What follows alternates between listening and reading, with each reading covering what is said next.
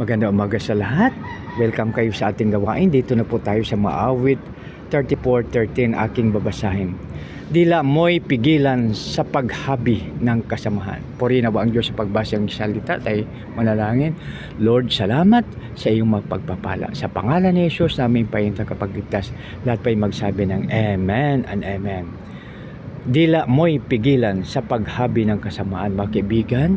Sa umaga pa lang, napakaganda na ating hingin sa ating God Almighty na bigyan niya tayo ng lahat na lalabas sa ating bunganga ay kind, gracious at saka pleasant words.